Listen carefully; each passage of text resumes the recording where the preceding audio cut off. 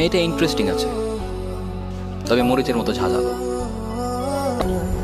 কে আপনি? কথা নাই বার্তা নাই, বাড়ির মধ্যে ঢুকে যাইতে চাইতেছেন? এটা জমির চৌধুরীর বাড়ি না? জি, সে আমার দাদা লাগে। আচ্ছা, আমি অয়ন চৌধুরী, জমির চৌধুরীর একমাত্র নাতি। ওরে আল্লাহ রে, তার মানে আপনার ছোট সাপ। আরে আসেন আসেন আসেন আসেন আসেন আসেন আসেন।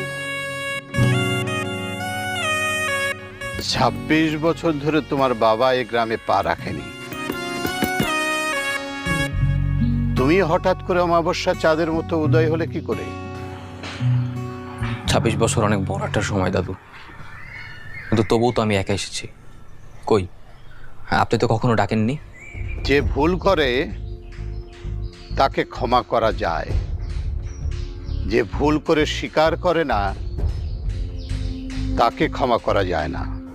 বেয়াদবি মাফ করবেন দাদু, আপনার কাছে যেটা ভুল সেটা তো আমার বাবার কাছে ভুল নাও হতে পারে, কারণ আপনি আর বাবা দুজন ডিফারেন্ট মানুষ, দুজনের চিন্তা ভাবনাও আলাদা। তা কি কারণে তুমি গ্রামে এসেছো? আমার ভার্সিটিতে একটা প্রোগ্রাম আছে, যে প্রোগ্রামে আমাকে আমার গ্রামের কালচার, মানুষের জীবন জীবিকা নিয়ে একটা ডকুমেন্টারি ভিডিও নিতে বলেছে। তাই বুঝতে পেরেছি, প্রয়োজন ছাড়া তো তোমার বাবা এই গ্রামে পা রাখেনি, আর তুমি বা রাখবে কি করে?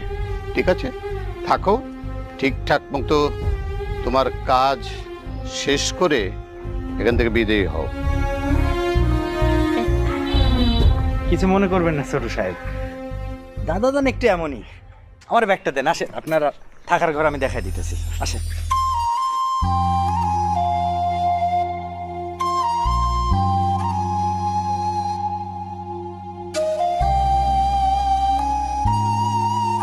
এ বকুলের মা, বকুল কই? তোমার মাইয়া কই গেছে সেটা কি আমি জানি? সে কি ঘরে থাকে? সারাদিন তো খালি পাড়ায় পাড়ায় টই টই করে ঘুরে বেড়ায়।